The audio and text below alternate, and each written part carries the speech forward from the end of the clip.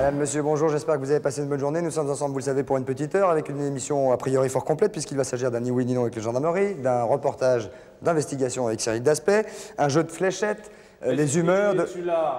Les humeurs de Franck Chassis. Attendez. Non. Non, attendez, les gars, là, c'est pas possible. Je suis en train encore de présenter l'émission, on va pas recommencer. Du spiritisme.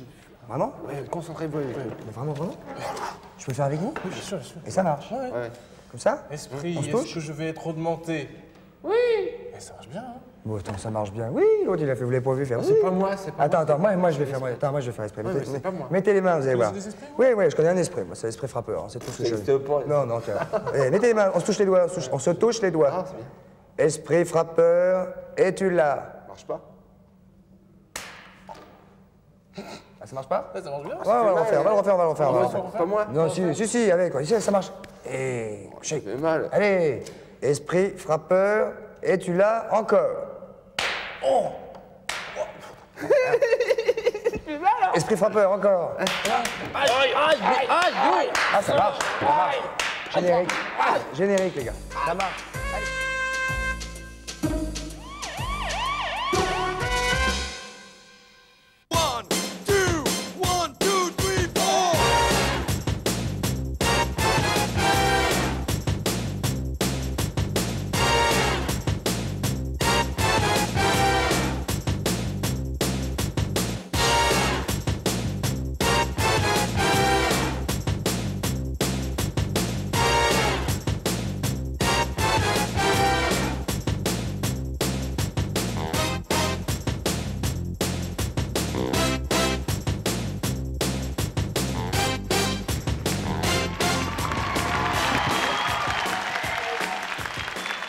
Pardon. Madame, monsieur, bonsoir.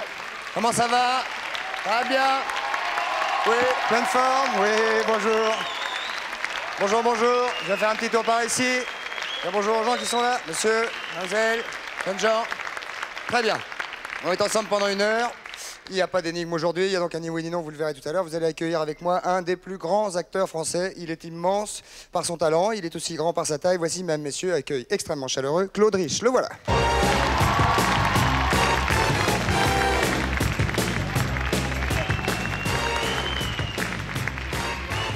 Allez vous voir. Attention, mesdames, messieurs, attention.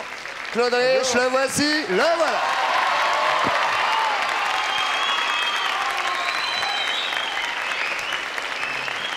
Accueil correct.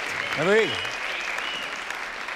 Bel accueil. Bel accueil. On est très content de vous voir. Je suis très heureux d'être votre invité. Nous sommes très contents que vous le soyez. Voilà, donc, nous sommes tous contents. C'est bien quand le plaisir est partagé, en tout cas. Très bien. Vous allez rester avec nous, j'espère, jusqu'au bout pendant une petite heure. Et là, vous allez vous retourner, et on va accueillir immédiatement Patrice Carmouze et son fils. Les voilà, accueil. Avec moi? Oui.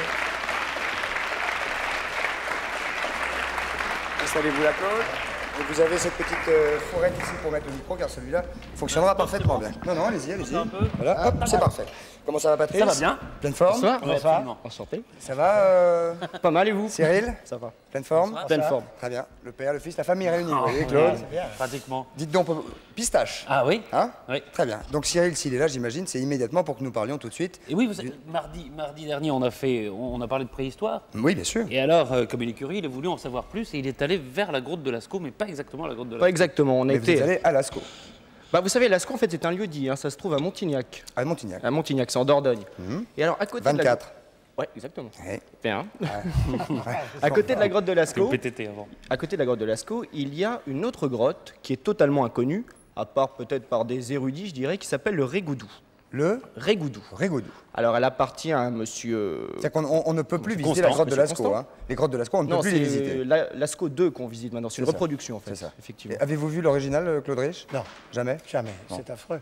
Non. Enfin, Enfin, j'ai beaucoup de lacunes. Vous allez en voir une autre là qui est pas mal non plus, vous allez voir. Et alors, monsieur Constant se plaint d'une chose qui est terrible. Monsieur Constant est donc Monsieur Constant propriétaire. est le de propriétaire de cette grotte qui s'appelle le Rigoudou. Bon. Grosse? Pardon? C'est une grosse grotte? C'est une grotte moyenne qui est pas mal. Mais plus vieille, une plus vieille. Et grotte nettement que- plus vieille, de 70 que 000. Lascaux. Ah oui. 50 000 ans de plus. Ouais, Ah, quand même. Ouais. Et la grotte de Lascaux elle-même C'est 20 000 ans avant Jésus-Christ. Ah, ce qui fait que votre grotte a 70 000 ans. Exactement. C'est Ah, le paléolithique supérieur, Lascaux. Une vieille grotte. Voilà. Donc, ce brave monsieur Constant se plaint d'une chose quand même dramatique, c'est que on ne l'aide pas à faire connaître sa grotte. C'est-à-dire Tous qu'effectivement, les touristes, évidemment, se précipitent à Lascaux. vers Lascaux et oublie totalement le Rigoudou. Et ça, il n'est absolument pas content, d'autant plus que cette grotte est quand même digne d'intérêt. On a retrouvé il y a une trentaine d'années un squelette d'un homme de Néandertal, c'est-à-dire que c'est vraiment une grotte intéressante, qui est le plus vieil homme découvert en France, je crois. Ouais. Il y a eu des ossements, bon bien sûr, il y a un culte de l'ours. Il y a un culte de l'ours. Et le culte de l'ours, c'est-à-dire que c'est les premières sépultures d'ours qu'on a retrouvées. Ah, dis donc. Bah, je vous fais un petit cours quand même. Non, non, c'est non, intéressant, non, mais c'est bien. Puis, non, puis, je veux dire, ils sont médusés. Ils écoutent, mais j'ai appris mon cours. Bon, enfin, ils bref. écoutent religieusement. Donc voilà, On vous peut allez peut-être voir voir la grotte que de Monsieur Monsieur Constant Constant. n'est pas du tout content. D'une grotte à l'autre, immédiatement, allons-y. Donc, c'est la grotte du Rigoudou. Exactement. C'est parti.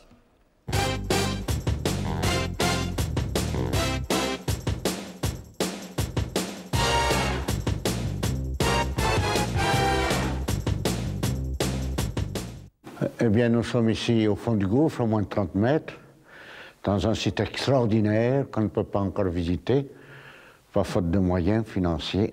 Et la publicité a été faite surtout pour Lascaux, tout en ignorant les autres sites, et celui-là qui est très très important aussi. Et alors, ils m'ont empêché de gagner des sommes considérables, ce qui m'aurait permis de continuer mes recherches, de faire de belles découvertes et d'aménager le site. C'était le but de ma vie. Ils ont toujours tenté d'étrangler le Rigoudou pour se l'approprier. Ils croyaient que ce n'était pas fait pour porter ombrage à Lascaux, puisque c'est quelques 60 000 ans de différence, ici plus ancien que Lascaux, avec le culte de l'ours, les sépultures de l'homme de Néandertal et les sépultures d'ours. Alors par jalousie, par hypocrisie, ils ont toujours empêché les visiteurs de monter.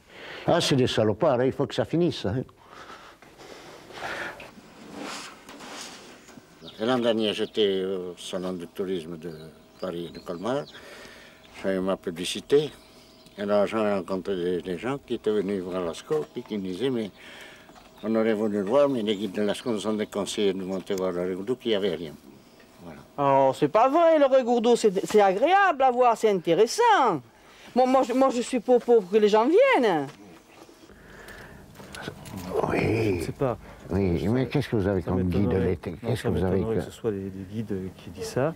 Ici, oui. chaque guide qui est formé est informé sur ce qu'il y a, en gros, à voir à Rigoudou. Ce qu'il a dit, c'était déjà préparé d'avance, sa réponse. Vous voyez? Voilà. Bien, en tout cas. C'est de l'histoire. Ah, c'est de l'histoire, non, puis ça. Mais c'est calme, vous savez, on part comme ça, on a l'impression d'être Ah, dans la grotte. Alors, on n'a effectivement pas vu grand-chose dans cette grotte. Bah, Vous, dire, c'est qu'avez-vous qu'il vu, n'y a pas grand-chose. C'est-à-dire que la grotte en elle-même est intéressante, mais je dirais qu'il a extirpé tout ce qu'il y avait d'intéressant. Il en a fait un petit musée qui est pas mal. Mais le petit musée était difficile à filmer, c'est pour ça qu'on ne l'a pas fait. Et l'homme de Néandertal, où il est passé? Alors, il a été vendu. Il a été vendu à un musée, le musée de... Je ne sais plus quelle grande ville. Donc cette grotte de Rigoudou, parce que là nous, on pousse les gens à aller voir cette grotte de Rigoudou, et là, non, vous êtes en train de nous dire qu'il n'y a rien. Non, la grotte en elle-même, je dirais que... Mais il y a le petit musée qui est fort intéressant, et d'autant plus, il vit avec des ours, c'est-à-dire que le personnage, quand même, qu'on vient de voir, est un vrai personnage. Donc, ça, rien c'est que clair. pour le monsieur, il faut y aller. Très bien. Voilà. Donc alors là, nous, qu'est-ce qu'on peut conseiller aux téléspectateurs D'y tristes? aller, et de leur faire, de se faire sa propre opinion. Oui, c'est bah oui, Voilà, faut y aller, et puis D'aller au ils verront. musée, surtout, non? D'aller au musée, d'aller voir la grotte si Monsieur Constant est de bonne disposition et veut bien vous y faire Mais pénétrer. elle Il est. veut pas tout le temps, Il hein. veut pas tout le temps. Ah, il a l'air. Ah, il est costaud, oui. Ouais, il a Alors, je l'air- peux vous dire que c'est Ushuaïa pour descendre, hein. C'est des échelles partout, enfin, j'avais un casque, enfin, c'était terrible. Ouais, bah, dis donc, vous avez j'ai vécu vécu. vraiment des choses tout à fait C'est vrai. étonnantes qui méritent une dernière question peut-être, Claude? juste quelque Non, non, j'admire beaucoup que vous soyez c'est descendu gentil. tout seul, comme ça. Ah, bah, c'était un garçon. Vous étiez tout à trois. fait. Avec vos lunettes? C'est fort. Hein. Ah bah, a posteriori, comme ça fait peur, quoi, Ouais. rétrospectivement. Moi, hein. j'ai pas encore réalisé, mais je flippe un peu. Quoi. Ouais. Ouais. Bah, Juste écoute, quelque bravo, chose, ouais. je remercie Sud-Ouest, dimanche, qui nous a donné ce petit sujet. Très bien, merci. Guidez. Merci à Sud-Ouest du dimanche et bon Voilà. courage, monsieur Constant, pardon. Constant. Et la grotte, nous sommes d'accord, c'est la grotte de Rigourdou. Rigourdou. Rigourdou, très bien. Rigourdou, comme ça dépend des prononciations. Rigourdou, très bien. Nous allons maintenant enchaîner avec de la publicité immédiatement. Patrice, si vous voulez essayer de Oui, faire ça. un petit Ah oui, coup, petit de carton. main dessus. Oui, on en a fait l'autre jour, on peut en refaire aujourd'hui, juste pour lancer Parce la qu'elle est pub. On facile. essaye là. Ah non, j'y arrive pas, moi. Et on va se Ah, bah, celle-là, hein. la vôtre, elle a foiré. Excusez-nous, Claude. Oui. Voilà, très bien. Ah, bah, j'ai fait 5. On se retrouve juste après la pub. À tout de suite, merci beaucoup.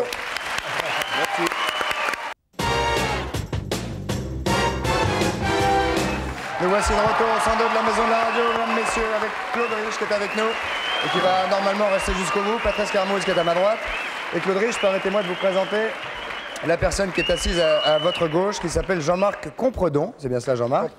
Vous avez une quarantaine d'années, vous êtes éducateur spécialisé de formation.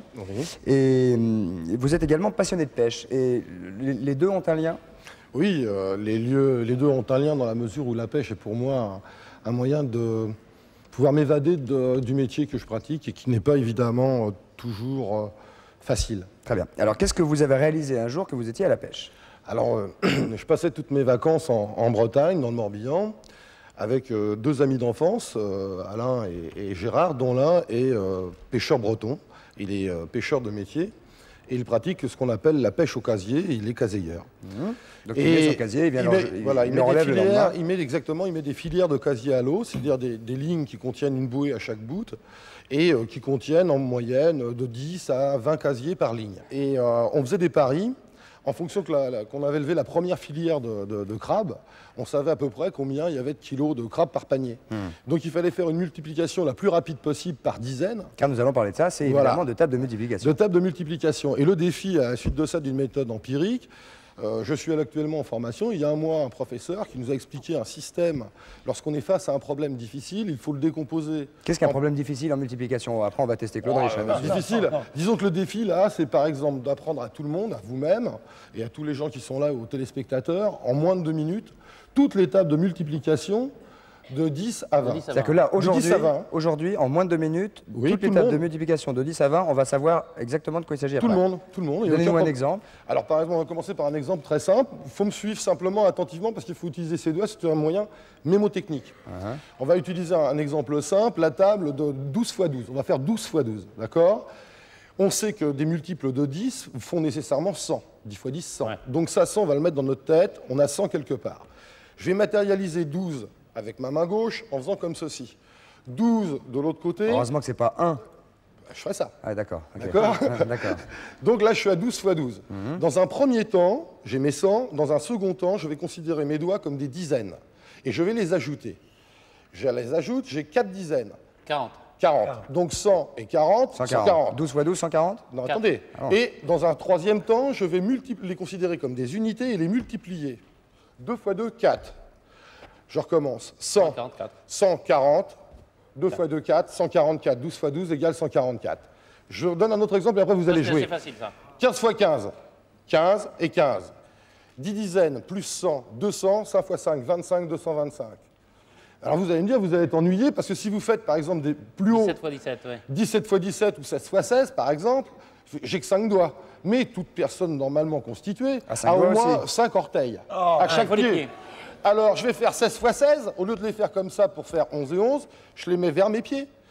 J'ai donc 6 d'un côté, 6 de l'autre. 6 et 6, 12, 100, 120. 6 x 6, 36, 256. Oui. Bien sûr. Allez, c'est sûr. Peut-être que lorsqu'on vous a dit qu'en moins de 2 minutes, vous seriez tout, on a peut-être été un tout petit peu optimiste. 5 minutes peut-être. Bon, allez, Christophe, tout le monde, là. Allez, on essaye de faire 13 x 12. 13 x 12. 13, allez. 13 x 12. x 12. Dans un premier temps, ce sont... Attendez, j'ai mes centaines, moi. Vous avez vos centaines là? Voilà, moi aussi, d'accord. Hein. Alors, dans un premier temps, je les ajoute en les considérant comme des dizaines. Égale 50. 150.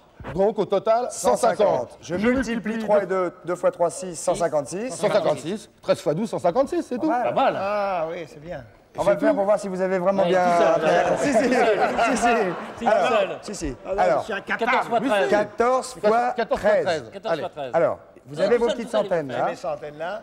Alors, 4. Voilà. Oui, c'est les dizaines. Ça. 13. Voilà. Et 3 là. Voilà, 3. Alors, déjà, vous... Ajoutez, non, attends, ajoutez. 7. 147. Ça fait 7. Non, c'est 4 et 3, 7, ça fait 70. 70, 170. 170. Voilà, vous faites la multiplication maintenant. 3 x 4, 12. 3 x 4, 12, 170 et 12, 182. 182. Ah oui. Ah si, pas mal. Ah ouais, c'est bien. Je suis pas sûr de le refaire à la maison, mais... Si, vous allez voir. Tous les enfants qui connaissent les tables de multiplication de 0 à 10... Et on peut pas le faire en dessous de 10. Là, on les apprend par cœur. Il n'y a pas de moyen, enfin, à ma connaissance... 34 par exemple, non. Non, 44. Oui, Enfin, je veux dire, on le connaît facilement. Oui, c'est bien. Merci. C'est plus facile à savoir, oui. Non. Et au-dessus, j'ai pas encore 19 par décortiqué. 17. 19 par 17. Très compliqué, là. Avec les pieds. 19 par 17. Alors, j'ai les centaines. J'ai les centaines, 19, là. les centaines derrière. Ouais. 19. 19, vers les pieds. et 17. On est bien d'accord. 19 et 17. 19 et 17, Alors, ça fait 9 et... Parce qu'il y a les 5 orteils gauche, les 5 orteils droits, plus Oui, les ça, 4 j'ai doigts compris. Il faut gauche. plier un doigt dans les Non, non, orteils non, ou pas non, non. Ouais, mais faites-le, de toute façon, on ne le voit pas. Alors, 19, Il faut jouer avec les pieds. c'est ça qu'il y a 19 dans ce moment. et 17. Ça fait 9 et 7, dizaines.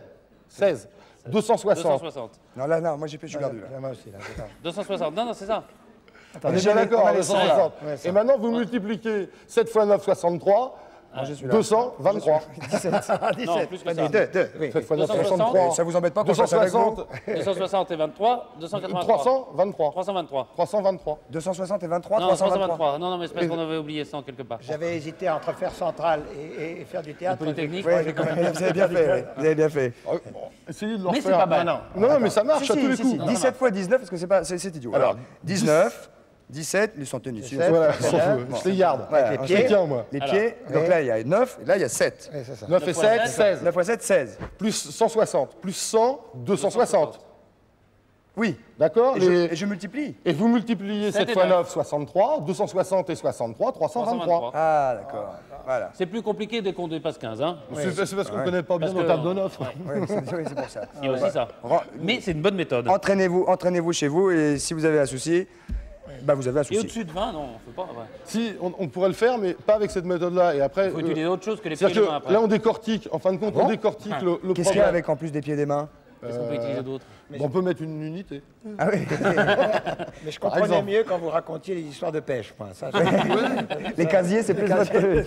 Les homards, les langoustes, Et tout toi, ça. ça servait pour compter les casiers, en fait. Voilà. ça, Ah, pas j'avais- mal. ça, j'avais bien suivi. Bon moyen C'est très mémotechnique. Applaudissements, Jean-Marc Compredon. Non, c'est nous qui vous remercions. Non, non, c'est très sympa. On a été très bien reçus. Tant mieux. Bien.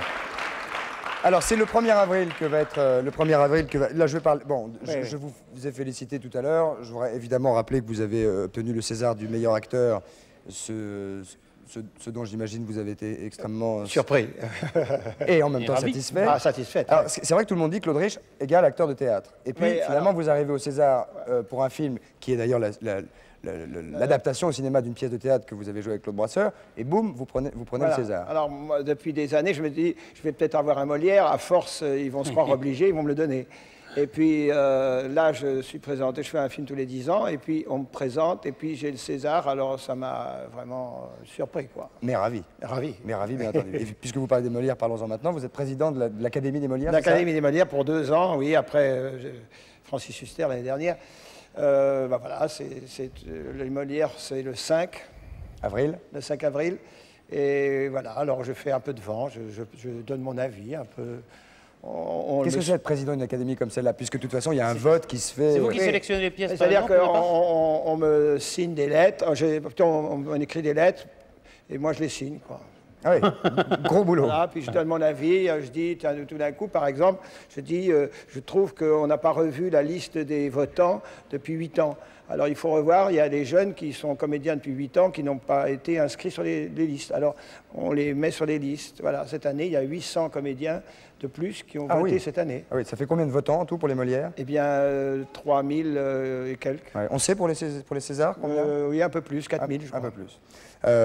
L'autre actualité, donc c'est le 1er avril, j'ai dit tout à l'heure, ce sont les aventures du commissaire Dumas d'Orgueil. Voilà, c'est un espèce de commissaire qui est aristocrate. Qui a, Veuf.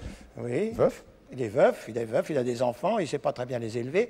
C'est pas un policier extraordinaire, mais il a la baraka. Il ne s'est pas bien tiré non plus, on Non, m'a dit. Pas très adroit. Il n'est pas très adroit. Quand il atteint un gangster, c'est par ricochet. Enfin, il n'est pas terrible. Mais en revanche, il a du génie parce qu'il sait ce qui va arriver. Il a du flair, quoi. Et il est amusant parce qu'il est drôle, parce qu'il ne se prend pas au sérieux, parce que il est une équipe... Il n'est pas méchant, il n'est pas sournois. méchant. Philippe Sedbon est un très bon réalisateur et il a écrit des dialogues très très bons. Il boit que du thé, ce commissaire-là. Oui, il Hein? boit que du thé. C'est un monsieur tout à fait sérieux en apparence. Qu'est-ce qui vous attire quand on vous propose un rôle comme celui-là, qui est donc un téléfilm qui va passer évidemment à la télévision? Ce qui m'attire, c'est d'abord de jouer un rôle d'inspecteur, parce que j'ai jamais joué d'inspecteur. Et puis Alors, je suis dans la guerre des polices. Ah oui. Oui, oui. Et Enfin, salaud, en plus. C'était un tortionnaire. Oui, celui-là. salaud. Tandis qu'un commissaire qui rentre sur le terrain, qui fonce au milieu des balles et qui n'a peur de rien. Parce qu'on Et a qui n'est pourtant pas un aventurier. Non, il n'est pas un aventurier. J'ai lu le scénario, moi je sais que je ne suis pas blessé. Alors je je vais carrément, quoi, et j'ai pas l'air d'avoir peur. Bon. Et c'est très amusant. C'est rassurant en même temps. C'est rassurant. Bon. Ça va faire une série ou... Oui, ça va faire une série. Et là, vous n'avez tourné qu'un épisode? On n'a tourné que le premier, oui. Ouais. Alors, ça va être... C'est le nouveau commissaire de TF1? Voilà. Ah oui? Oui, en principe. Oui, enfin, si tout va bien. Oui, mais les autres vont rester aussi, peut-être. Oui, certainement. Très bien fait. Vous allez bien écouter Claude, puisqu'il va y avoir des questions qui vont vous être directement posées. Ce sont des téléspectateurs, voire des téléspectatrices. Première question, allons-y. Bonsoir, d'où nous appelez-vous? Claude Rich est à l'écoute. Bonsoir. Bonsoir. Bonsoir. C'est Yacine de Paris 18e. De Paris 18e. Et quel âge avez-vous? 13 ans. Pardon? 13 ans. Et vous avez une voix déjà bien formidable. Vous avez déjà mué, quoi, c'est fait. Oui. Posez votre question, Claude Rich, je vous écoute. Alors, pensez-vous qu'un acteur s'améliore avec le temps? Et comme le vin, alors. Écoutez, Comme certains vins. Comme certains vins, oui. Écoutez, je crois que s'il fait attention, il est meilleur, oui. Je pense qu'on peut s'abîmer beaucoup si on se laisse un peu aller à faire n'importe quoi. Je pense que si on aime ça et qu'on fait attention, et on s'améliore, oui. Moi, je voudrais peaufiner la question. Est-ce que c'est dans les gènes, le fait d'être acteur ou d'être un artiste? Parce que vous avez une famille, votre femme est actrice, votre fille est actrice, l'autre fille est artiste peintre. C'est une bonne question, parce que quand j'ai voulu être acteur, je me suis dit, je ne pourrais jamais être acteur parce qu'il n'y en a pas dans ma famille. Alors, mon professeur, à l'époque, c'était Louis Jouvet et Pierre Renoir. Je leur avais demandé, mais est-ce qu'il y a dans la famille des acteurs? Et ils m'ont dit non. Non, alors j'ai été acteur. Et maintenant, j'ai ma femme qui est actrice et ma fille qui est actrice. Oui, comme dit Patrice, comme professeur, on a fait pire, quoi. Oui. Entre Renoir et Jouvet. Oui. Et Georges Leroy, qui était un très très grand professeur, qui était l'élève de Mounet-Sully et de Sarah Bernard. Alors, voilà. Oh là là, mon Dieu. Oui. On va prendre une deuxième question immédiatement pour Claude Rich. Allons-y, bonsoir. Allô? Allô? Oui, bonsoir. Allez-y. Je voudrais poser une question à Claude Rich. Ah, il n'est pas là. Ah, je viens de partir. Oui. C'est pas grave. Oui. Alors, posez-la quand même. Alors, avez-vous une manière particulière pour vous concentrer avant une pièce de théâtre? Avant de monter sur scène, donc. Voilà. De rentrer sur scène. Ouais. Écoutez, en principe, je fais le vide, quoi. Je ne me concentre pas. J'essaye d'être dans le quartier au moins 1 heure à l'avance, ou dans le bistrot, ou dans ma loge, mais pas sur scène, non. Mais pas dans le personnage? Non, pas dans le personnage. Je ne peux pas aller au cinéma l'après-midi parce que ça me déconcentre. Mais par contre, 1 seconde avant, par exemple, quand j'étais un peu plus jeune, j'avais les nerfs plus solides, j'arrivais 3 secondes avant au théâtre, je rentrais après le public, j'arrivais, je me changeais en 1 seconde et je rentrais. Est-ce que votre personnalité a changé? Parce qu'on a l'impression que vous êtes un homme extrêmement calme, serein, posé, réfléchi. Et quand on vous voit notamment, je pense au Tonton Flingueur, où vous faites le rôle du fiancé de la nièce de Lino Ventura, à qui vous voulez briser menu, si vous vous souvenez bien. Vous êtes vif, c'est speed même. Je suis très très vif, oui. Ouais. J'ai beaucoup de nervosité. Il paraît qu'on s'en plaint chez moi, quelquefois. Ah ben là, ça va. Nous, on s'en plaint pas. Nous, vous avez l'air pas bien. Là, je suis un peu intimidé parce que vous êtes nombreux, mais sans ça, vous verriez. Bon, enfin, en tout cas, voilà. Donc, il fait le vide et tout ça. Ça te va? Ouais. Quel âge as-tu? J'ai 15 ans. Tu as 15 ans. C'est bien. Tu voudrais être acteur? Non. Bon. C'est clair. C'est clair. C'est une réponse claire, oui. Qu'est-ce que tu veux faire? Bah, comme vous, animateur de télé. Ah oui. Oui. Oui. Enfin bon. Bon. Toutes nos amitiés en tout cas. Merci. Salut. Au revoir. Une dernière question pour Claude Rich. Allons-y. Bonsoir. Votre prénom? D'où nous appelez-vous? Bonsoir. Je Bonsoir. m'appelle Morgane. Bonsoir Morgane. J'habite à Lyon. À Lyon? Oui. Oui. Dans le Rhône. Voilà. Oui. Je voudrais savoir... Et j'ai quel âge? 15 ans. 15 ans. Dites-moi, c'est des jeunes gens le vendredi, hein? Oui. Vous considérez-vous plus comme un acteur de cinéma ou de théâtre? Eh bien, voilà, c'est une bonne question. Je me considère comme un acteur. Peut-être ai-je tort, mais je crois qu'on a envie d'être acteur. Alors, le métier, la vie fait qu'on se sépare. Le métier, on vous propose plus de théâtre. Et puis, quand on commence au théâtre, forcément, on est pris tous les soirs. On ne peut plus faire de films. On ne peut plus partir à Lyon, par exemple, parce qu'on doit être tous les soirs au théâtre. Alors, j'ai fait plus de théâtre, mais j'aime autant de cinéma. Est-ce qu'il n'y a pas plus une facilité pour un acteur de théâtre de faire du cinéma plutôt que le contraire? On voit des acteurs qui sont des stars de cinéma et qui ne montent pas sur les planches. Maintenant, ça arrive que tous les acteurs qui n'avaient pas fait de théâtre, qui avaient fait du cinéma, font du théâtre. Je pense que... Il y en a un qui ne l'a pas fait, c'est Delon. Voilà. Ah, Delon a fait du théâtre. Là? Ah non, il y a 20 ans peut-être, mais pas là. Il y a 20 ans. Ah non, Ouais. oui, tout ça, oui. Il avait joué avec Visconti. Il avait oui, il a fait plusieurs fois du théâtre, mais il y a 20 ans. Très bien. Voilà, donc voilà, c'était la réponse à la question. Ça te va, Morgane? Oui, ça va. Nous vous saluons. Merci Morgane. Au revoir. Et quelques bisous également. Morgane, je ne me trompe pas, c'est bien une fille, hein? Oui. Donc, quelques baisers. Au revoir, Morgane. Patrice, où en sommes-nous maintenant? Je vous propose qu'on rejoigne Patrice Lannoy. Parce que c'est notre chroniqueur scientifique, il va nous montrer 2-3 choses. Est-ce que vous jouez en bourse notamment? Ça vous est arrivé? Ça m'est arrivé. Vous arrivez, De je perdre. vais vous donner un truc De formidable. perdre, oui, sûrement, oui. En principe, je ne dirais pas si je gagne. Non. Il va nous donner des trucs formidables pour gagner. On va se On va déplacer. le rejoindre là-bas. Très bien, allons-y. Car en principe, c'est vrai que quand on boursicote, comme on dit, en principe, c'est rare de gagner. C'est-à-dire que je joue en bourse quand on me donne un conseil et puis que je le suis. Je n'y connais rien. Oui, enfin, vous pouvez aussi écouter quelques conseils et perdre, bien Voilà, évidemment. absolument. Alors là, normalement, avec notre ami, vous devriez gagner quasiment à tous les coups, n'est-ce pas, Patrice? Oui, pratiquement, hein, Patrice? Oui, bonsoir. Je voudrais bonsoir. vous raconter une histoire un peu extraordinaire. Vous savez que la bourse, c'est un peu compliqué, c'est un peu chaotique. C'est tellement chaotique que les mathématiciens n'y comprennent plus grand-chose, parce que les paramètres sont tellement nombreux que ça évolue un peu dans n'importe quel sens. C'est-à-dire, et surtout, un événement très ponctuel, très localisé, comme l'achat d'une petite quantité d'actions à Tokyo, peut faire dégringoler le marché milanais ou parisien 3 jours après. Donc c'est extrêmement complexe. Alors il y a un journaliste spécialisé du Wall Street Journal, qui est donc quelqu'un de très compétent, qui s'y connaît bien, qui s'est livré un petit test amusant. Pendant 6 ans, il a composé 29 portefeuilles boursiers avec ça.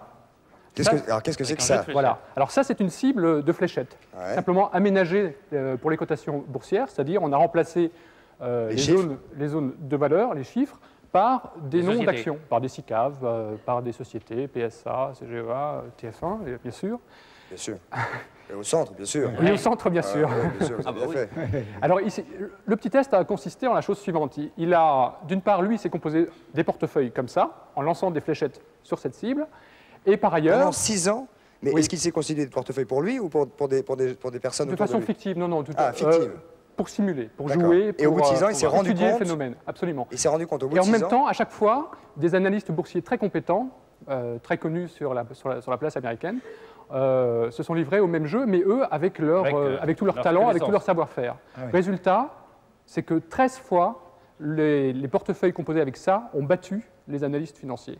13 fois sur 29. Ça, c'est véridique, hein, je veux dire, c'est presque 50%, c'est quasiment 50%. C'est-à-dire, une fois sur deux, le portefeuille boursier composé au hasard a battu le meilleur des portefeuilles composés par les meilleurs experts de la place. Ce qui laisse rêveur quand alors, je vous ai joué. On voir des experts. Oui, on va jouer tout de suite. On va jouer immédiatement. Alors, voilà, bon, je ne sais pas si vous pratiquez ce petit sport chez vous, mais je vous invite à le faire ici.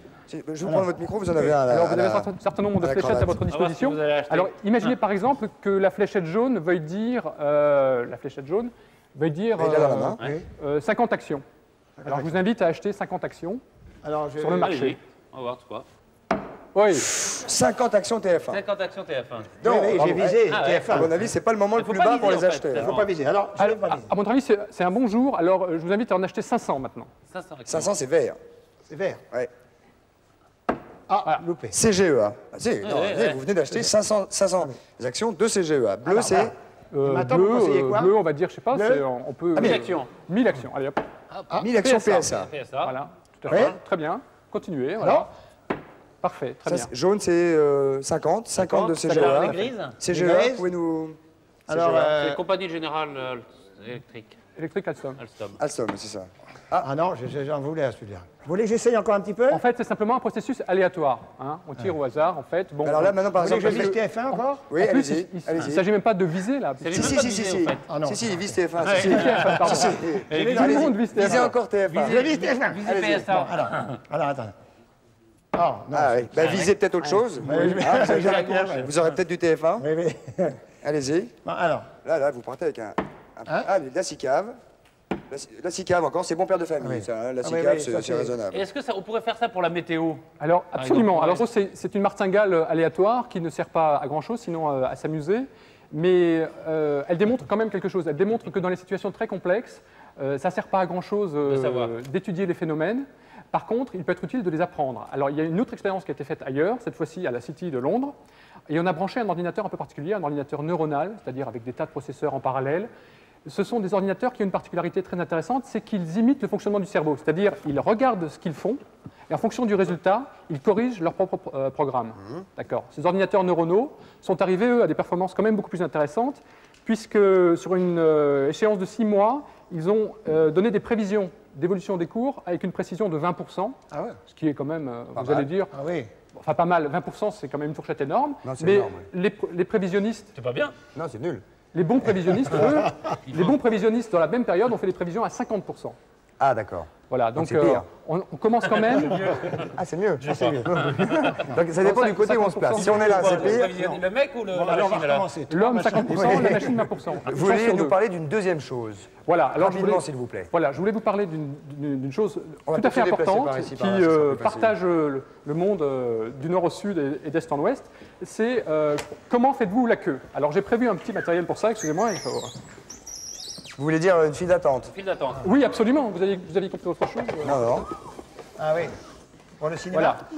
Voilà. Alors, ça, ce sont des instruments que vous connaissez bien. Ça pousse comme des champignons dans les aéroports, dans les files d'attente des grands hôtels américains. L'habitude de faire la queue. Je vais me mettre là, moi. Un peu partout.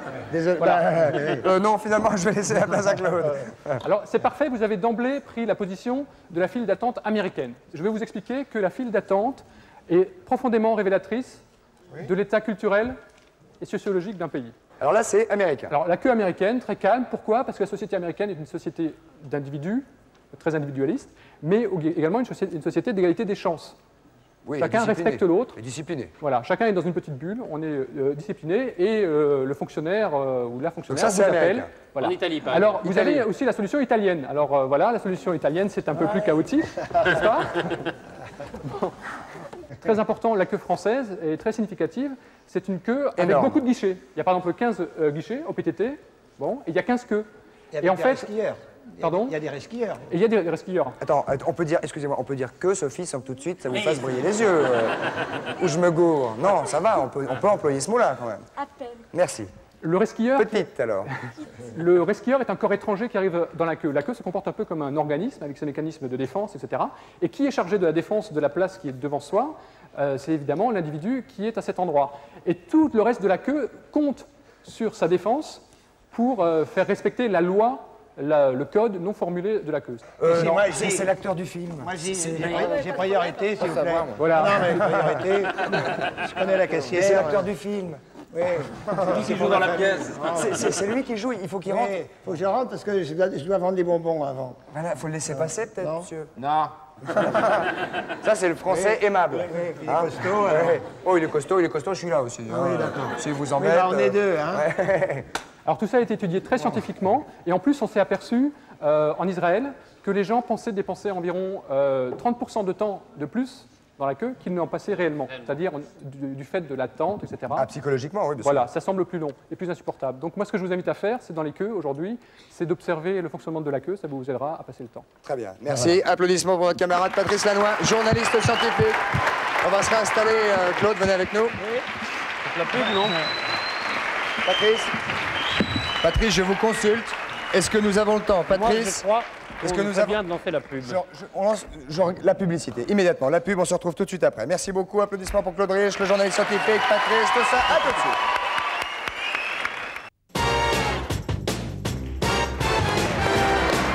Et voici le retour au centre de la maison de la radio avec Claude Rich qui est avec nous, Patrice qui est avec moi et notre camarade Franck Schlesinger.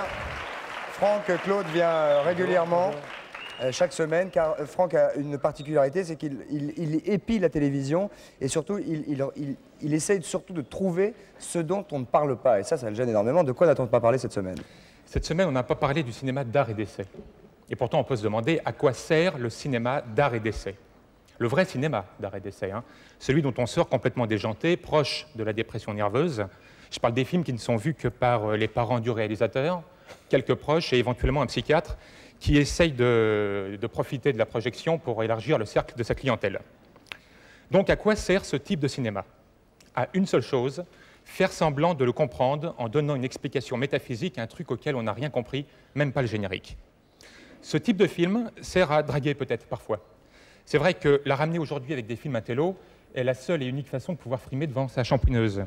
Et tout le monde connaît le proverbe, qui impressionne son salon de coiffure se tape le soir même la coiffeuse dans sa voiture. Le cinéma est fait pour véhiculer des choses simples. Exemple, E.T. E.T. Tout le monde a compris. Hein? E.T., ce nain galactique, aussi sexy qu'un crapaud en talon aiguille. Cet extraterrestre au doigt immensément long. Un doigt du reste qui a rendu jaloux beaucoup de proctologues, hein, je tiens à le souligner. E.T. est un film facile à saisir. De quoi s'agit-il? On ne va pas donner la définition du proctologue ce soir. Non, pas moi, en tout cas. Non. E.T. est un film facile à saisir. De quoi s'agit-il?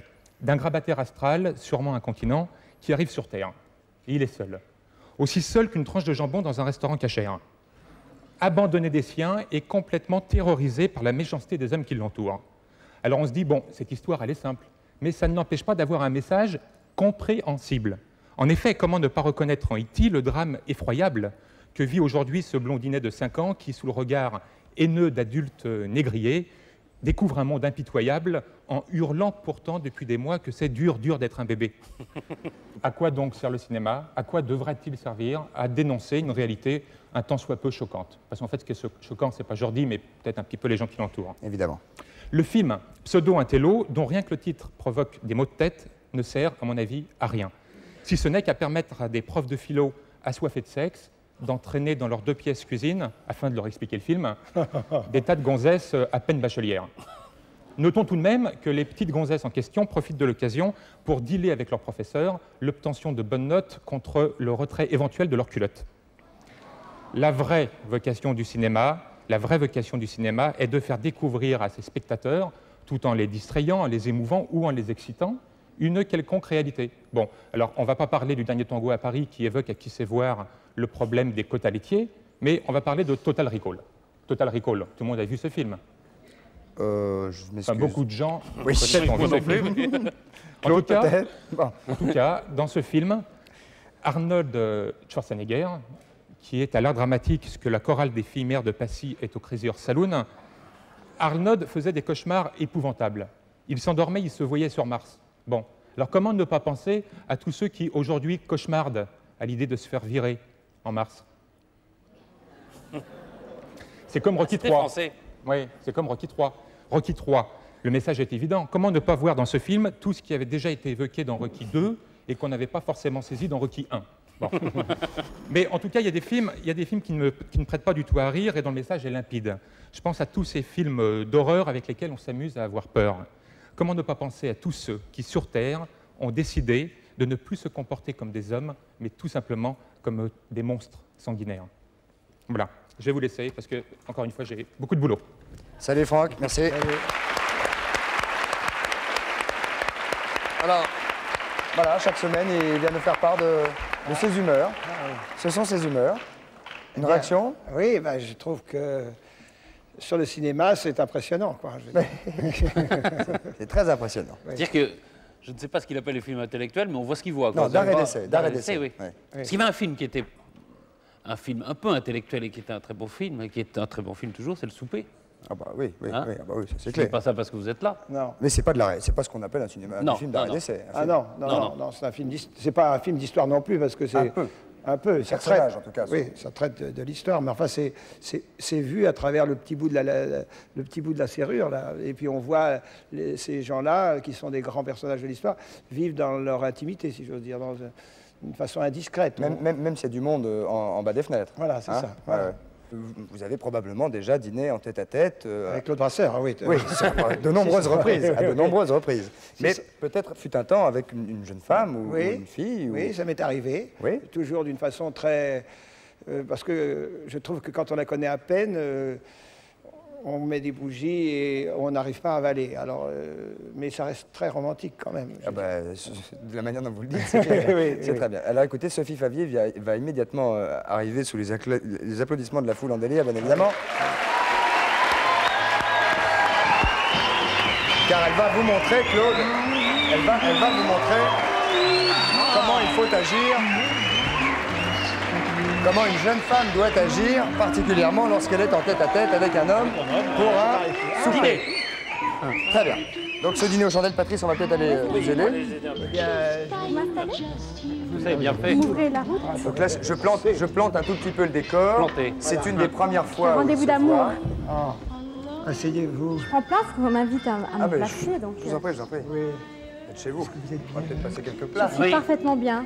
Je serai tellement mieux quand vous serez près de moi. On va les enlever. Oui, mais enfin, on va peut-être apporter. Oui, oui. C'est-à-dire que là, quand on commence le souper aux chandelles en tête-à-tête, je serai tellement mieux quand vous serez pied de moi, il n'y a même pas besoin de dîner. Là, pour le coup, Non, il faut toujours rester correct au départ. Après, on ne sait plus, on ne répond plus de rien parfois. Voilà. Alors, messieurs, ce soir, la gelée de framboisine sur son lit de schmurtz et sa sauce. Oui, votre petite serviette blanche, ça ferait plus vrai? Oui. L'émotion risque de me faire bafouiller et de... Vous savez, j'ai très soif. Ah oui. Vous savez, ça donne de l'esprit aux femmes, un petit peu d'alcool. Bien sûr, vous allez avoir de l'esprit immédiatement. Absolument. Je vous en prie, ça donne des rougeurs et ça donne un regard lumineux. Oui, parfait. Sublime. Imaginez, vous permettez. Voilà, je vais vous voir. Alors, bien sûr, vous gardez la tête haute, les seins en avant, vous avez jusqu'à la dernière tout tremblement. De manière très chic. Très bien. Nous allons porter un toast. Attends, mais vous pouvez peut-être... Mais attends, vous êtes avec un puceau ou quoi? Parce que... Je me demande. Non, maintenant c'est lui qui dirige, hein? Oui. Je m'excuse. Un puceau ou un Pour la sénile? Moi j'ai dit puceau, hein? Oui. Eh bien, écoutez, je bois à tout à l'heure. Et moi, je porte un toast à votre César et votre immense talent. C'est dans la fouille, ça, hein? Alors là... Enfin, je vais pas m'immiscer, je vous laisse un petit peu. Mais restez parce que je... Buvons, Claude. Vous permettez que je vous appelle par votre petit nom? Ah oui, je vous en supplie. C'est vous qui avez invité Sophie ce soir, bien sûr. Sophie, est-ce que, si vous voulez, nous sautons ce plat-là et nous allons passer directement au suivant? Oui. Un petit café? Un petit café? Si vous voulez. Un petit café livre d'or? Oui, c'est ça. Je peux avoir votre main, s'il vous plaît? Ah oui, c'est vrai que vous... Vous voyez, il faut attaquer tout de suite très fort. La main droite ou la main gauche? Un homme timide face à vous, il faut absolument attaquer, sinon c'est perdu. Oui, là, l'exemple, c'est avec un homme timide. Hein. Comme vous avez la peau douce. Oui, ça vous gêne. S'il vous plaît. Oui. C'est incroyable, parce qu'un simple regard de vous, ça me brûle la peau, c'est incroyable. C'est vrai? J'ai envie de me perdre dans l'immensité de vos yeux bleus, bleu lagon. Je vais peut-être avoir une petite érection. Moi, je vais m'échapper. Sophie, je vous avais remarqué tout à l'heure au maquillage. Vous me plaisez beaucoup, Claude. Oui. Dois-je vous le dire? Dois-je vous l'avouer? Vous pouvez me le dire deux fois. J'ai peur de me perdre, j'ai peur de me perdre. Je suis très heureux. Vous me serrez très fort. Oui. Ça veut dire que vous me désirez? Oui. Vous me désirez? Oui, ça ne se voit pas. Vous avez la peau si douce, mon Dieu. Mon Dieu. Oui. Alors? Rapprochons-nous peut-être? Oui, attendez, je vais approcher ma chaise, si vous voulez bien. Monsieur Vice. Oui. Vous avez fini de dîner? Alors les filles, oui, ça, après, non, je n'en veux plus. quand on lave les tables juponnées, on peut faire plein de choses. Hein. Oui. Par exemple, voyez, pourquoi pas, voyez-vous, caresser le long de la jambe du monsieur. C'est-à-dire que le type qui fait un souper aux chandelles avec une fille comme ça, qui le premier soir lui frotte la jambe, il se dit c'est une salope. Non. Mais pas tout à fait, mais pas tout à fait, ça peut être fait très J'aurais bien élégamment. aimé que vous parliez de mon âme, un peu, parce que ça me... Mais je vous aime déjà. Ah oui. Tout en vous me plaît. Oh, je me perds dans vos yeux. Vous me regardez sauvagement. Oui, et Claude. votre coiffure, c'est une merveille. Je me suis coiffée pour vous. Oui. Je vous plais. Oui, mais... Voyez, alors après, voyez, vous y allez carrément comme ça. Christophe, Je m'excuse. Quand vous avez très faim, Excusez-nous. vous avez peut-être faim. C'est à ce point-là? Est-ce que je peux vous nourrir de mon amour? Oh! Et nous, on pue? oui. Vous m'intéressez pas. Je n'ai les yeux que pour Claude. Là, c'est chaud. Oh. J'ai un homme qui répond. C'est formidable. C'est tellement facile. Oui, mais là, alors, tout le monde est d'accord, mais le problème, c'est si S'il ne par répond exemple, pas. vous n'avez pas été d'accord. Mais non, mais Très facile. par exemple, Claude Rich, vous voudriez... Imaginez que je sois resté Voilà. là. De marbre. Voire pas du tout intéressé par la jambe féminine. Non, je suis venu avec mon contrat, vous allez me le signer tout de suite. Je dois avoir ce contrat signé demain, sinon je ne pourrai pas jouer demain soir. Qu'à cela ne tienne, mais ça me vaut bien une petite danse avant. Une danse? Oui, une petite danse langoureuse. Ah, oui. Bien sûr. Vous voulez bien? Musique, maestro? Oui. Ouh là là, il jette sa chemise, c'est bon, c'est emballé. Oh, Oh, Sophie. ah, je vous aime déjà. Mais nous n'avons pas eu de dessert, Sophie. C'est pas grave, vous serez mon dessert. Puis-je vous renverser quelque peu? Renversez-moi, renversez-moi. Oui. Christophe. Serrez-moi fort, Claude. Christophe. Non, mais ça va pas, non? Un seau d'eau! Il est pas menteur. Un seau d'eau! Un seau d'eau! On s'aime déjà, on part ensemble. Ouais, je vois. Très bien. Alors, donc là, qu'est-ce que vous vouliez montrer aux jeunes femmes qui avec nous une table regardent? comme ça marche à tous les coups. Je voulais montrer qu'en toute femme, il y a un sexe symbole qui sommeille en nous. Et donc, il faut absolument y aller, quoi. Oui, vous n'avez même pas mangé votre plat. Non, on n'avait pas faim. On n'a pas faim quand on est amoureux. Vous n'êtes pas servi de mon intelligence, quoi. Non, je me sers uniquement de votre corps. Que votre corps, oui. L'intelligence vient là. Remarquez, à mon âge, j'aime mieux que ça soit le corps. Parce que... Mais j'aime les hommes mûrs. J'aime les hommes mûrs pour leur expérience. Oui, c'est vrai. Eh ben, tu vas voir tout à l'heure. Tu vas voir. Très bien. Applaudissements pour Sophie Favier, mesdames, messieurs. Nous allons nous installer. Ça va?